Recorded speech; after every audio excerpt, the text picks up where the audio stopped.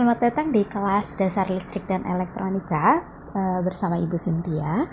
Jadi pada kesempatan kali ini kita akan melanjutkan pertemuan yang sebelumnya. Kalau yang sebelumnya itu kan kita udah belajar tentang elektronika dan kelistrikan, sama tentang komponen elektronika yang pasif, resistor khususnya. Sekarang Ibu akan ulas sedikit mengenai komponen pasif. Jadi komponen pasif adalah komponen yang dapat bekerja tanpa sumber tegangan. Berarti kalau komponen aktif itu adalah kebalikan dari komponen pasif. Oke, karena minggu kemarin kita udah belajar tentang resistor, sekarang kita akan belajar tentang kapasitor. Nah, kapasitor sendiri itu dia punya nama lain. Jadi bukan cuma kapasitor doang, tapi ada juga namanya kondensator. Ya, kondensator. Jadi kalau misalkan kalian ketemu ada kondensator, itu sama kayak kapasitor. Selanjutnya, apa sih kapasitor itu?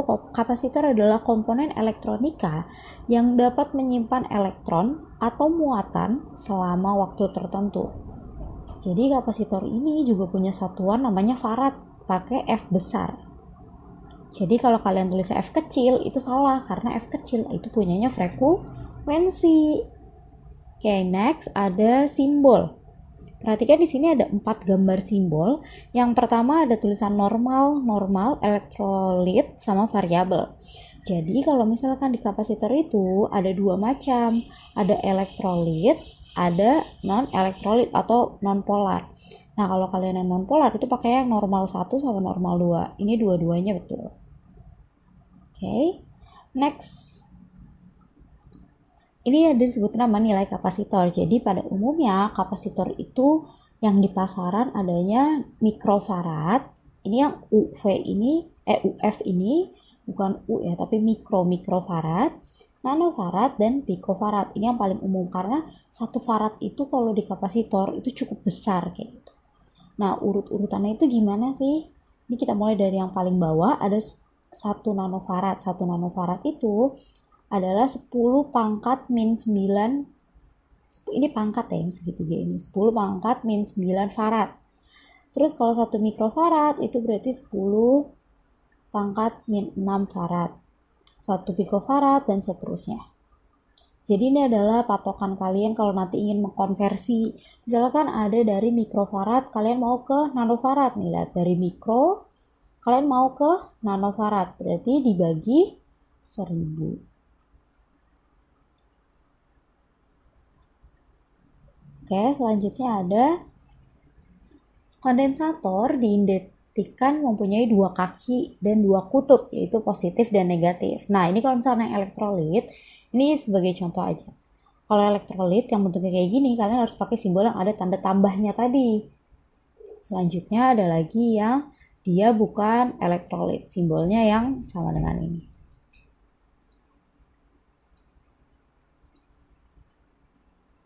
Oke, selanjutnya kita masuk ke macam kapasitor. Jadi kapasitor sendiri itu sebenarnya ada 2 macam.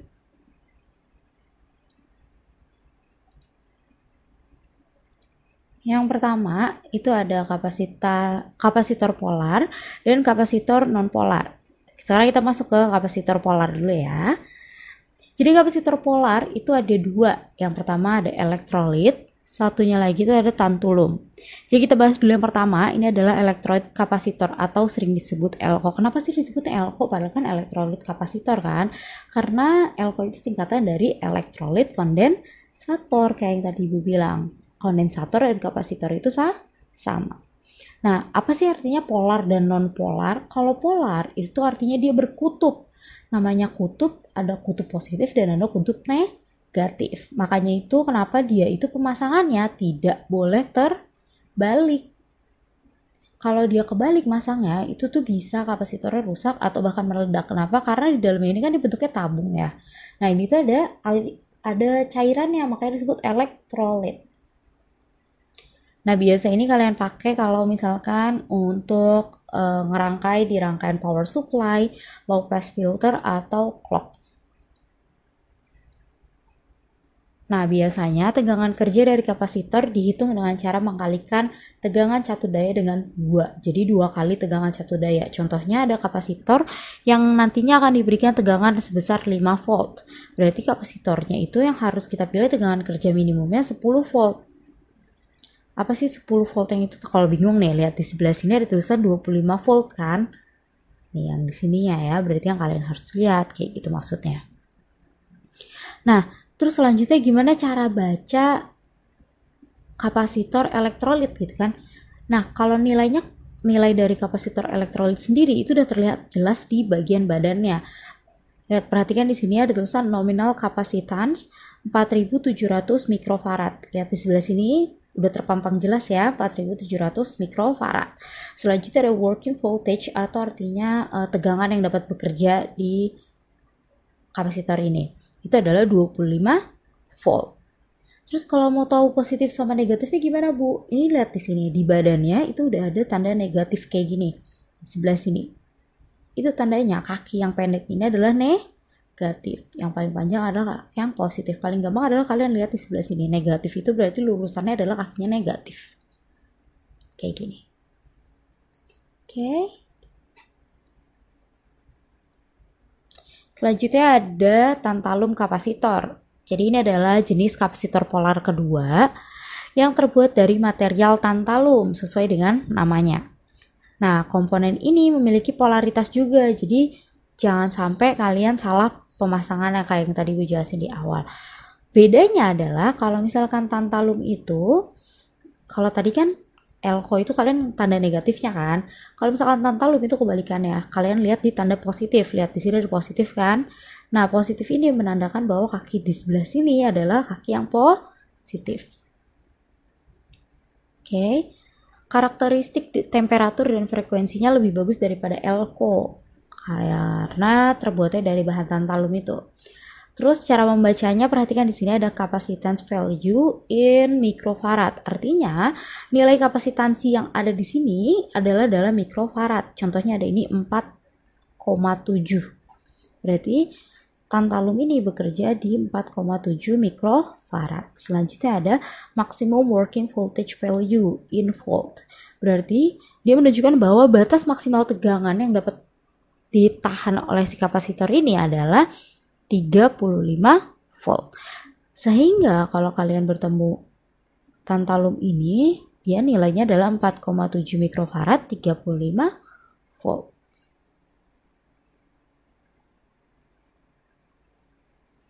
Next, kita akan membahas tentang kapasitor non-polar. Kapasitor non-polar ini sebenarnya ada banyak jenisnya, tapi yang paling sering dipakai itu ada 3, yaitu kapasitor keramik, kapasitor polyester atau mylar, dan kapasitor mika. Yang pertama kita akan bahas tentang kapasitor non-polar dulu nih. Apa sih kapasitor non-polar? Kapasitor non-polar itu berarti dia tidak memiliki kaki positif dan negatif, di mana pemasangannya boleh terbalik. Contoh komponen yang non-polar itu ada resistor. Kalian kan kalau pasang resistor itu boleh kebalik. Kenapa? Karena dia tidak punya kaki positif dan negatif. Oke, yang pertama kita akan bahas kapasitor keramik. Kapasitor keramik ini menggunakan bahan titanium acid barium untuk dielektriknya, maksudnya di bagian dalamnya ya. Biasanya digunakan untuk melewatkan sinyal frekuensi tinggi menuju ground. Kapasitor ini tidak baik digunakan untuk rangkaian analog karena dapat mengubah bentuk sinyal. Sekarang gimana cara bacanya kapasitor keramik? Coba lihat di sini. Ini kan ada angka 104 ya. Nah, 104 ini berarti 10, jadi 2 angka paling depan itu menunjukkan angka kapasitansi itu sendiri. Yang keempat, ini yang bukan yang keempat. Angka ketiga yaitu si 4 ini menunjukkan jumlah nolnya. Jumlah 0 setelah si angka 2 angka di depannya. Lihat di sini contohnya ya. Jadi ada angka 10. Ini udah ada warna hijau, 4 itu menunjukkan jumlah angka 0 lah. Lihat ada berapa? 1, 2, 3, 4. Jangan lupa satuan dasarnya keramik. Kapasitor keramik ini adalah pikofarad. Makanya di sini langsung ketemu hasilnya 100.000 pikofarad. Terus bisa nggak sih disederhanain? Ingat nggak tadi yang slide awal? Itu kan bisa kan disederhanain ya, bahwa 1000 pikofarad itu setara dengan 1 nanofarad. farad, sehingga 100.000 picofarad kalau mau disederhanain itu tinggal dibagi 1000, dia menjadi 100 nanofarad. Jadi jawabannya adalah kalau kita ketemu kapasitor keramik 104 itu berarti dia nilainya adalah 100 nanofarad.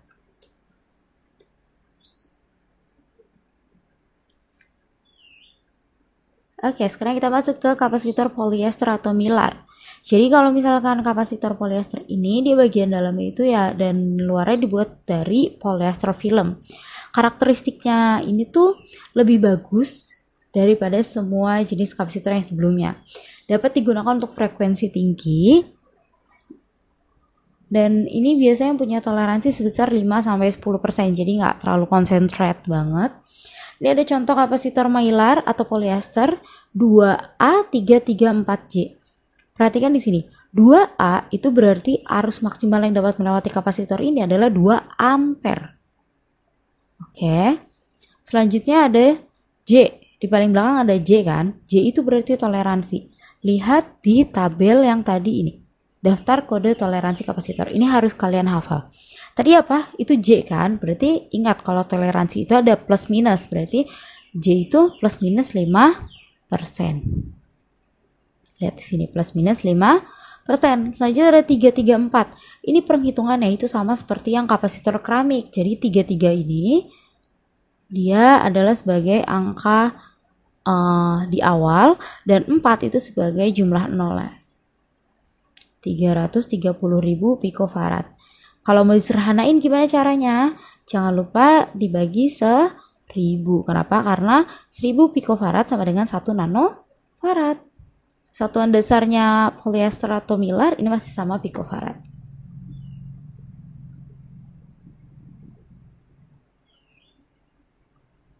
Nah, ini daftar kode toleransi kapasitornya, Ibu lihatin sekali lagi. Next, ada kapasitor Mika. Kapasitor Mika ini dia punya kestabilan yang paling bagus karena temperatur koefisiennya dia itu rendah. Tapi dia itu harganya lebih mahal. Jadi makanya cukup jarang digunakan kayak gitu. Oke, selanjutnya kita langsung cara baca kapasitor Mika aja ya. Lihat di sini kan ada tulisan 1100 plus minus 1% 500 volt. Wah, udah jelas banget ini ya. Kapasitor Mika ini paling gampang untuk dibaca setelah si Elko ya. Elko juga gampang kan? Nah, kapasitor Mika itu misalkan ada 1100 ini tinggal tambahin satuan dasarnya aja. Satuan dasar kan picofarad. Berarti tinggal tambahin 1100 picofarad. Udah deh, habis itu yang ke belakangnya sesuai sama tulisannya. Jadi kalau 500 volt ini berarti dia maksimalnya adalah 500 volt. Oke.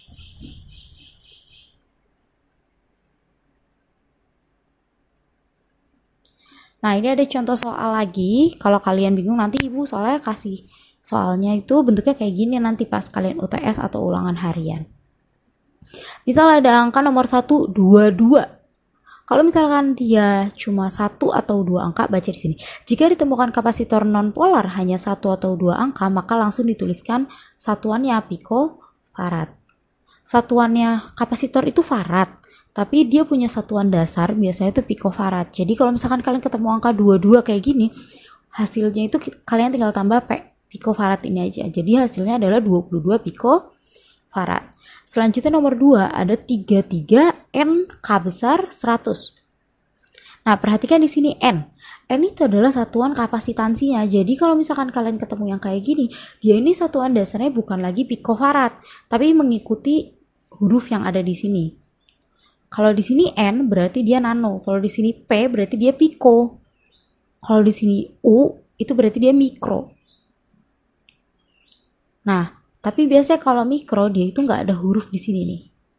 Oke, baca lagi nih ya keterangannya.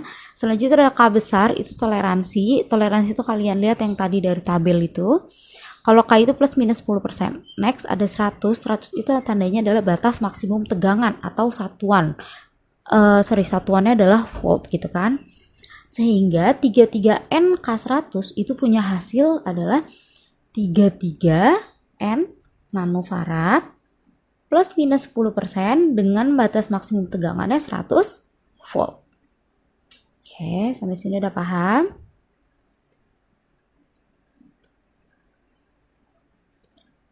Selanjutnya tadi kan kita baru bahas kapasitor secara umum ya. Sebenarnya kapasitor itu punya banyak fungsinya. Salah satunya tadi yang secara umum ini adalah yang paling utama, menyimpan muatan atau energi listrik sementara. Makanya kenapa dia cocok untuk digunakan di power supply. Dan yang kedua, dia bisa digunakan dalam rangkaian penala atau berfungsi untuk memilih panjang gelombang pada pesawat radio. Yang ketiga, menghindari loncatan listrik pada rangkaian yang mengandung kumparan jika tiba-tiba arus listrik putus. Yang keempat, meratakan arus listrik pada rangkaian catu daya atau power supply, memisahkan arus bolak-balik menjadi arus searah. Terus ada juga mengontrol frekuensi pada rangkaian osilator dan sebagai penghubung atau kopling dan penyimpang arus atau bypass. Nah, untuk kesempatan kali ini kita sampai sini dulu. Untuk tugas, ibu tidak memberikan tugas. Kenapa? Karena ibu mau kalian pahami dulu semua materi dari awal kita pertama kali bertemu sampai hari ini. Karena bulan depan kita sudah UTS. Jadi ibu mau kalian benar-benar paham. So, ibu akan buka chat by WhatsApp, boleh personal message, boleh di grup. Kalian pelajari, benar-benar pelajari. Apa yang belum kalian paham, itu kalian tanyakan ke ibu. Oke? See you on the next video. Bye.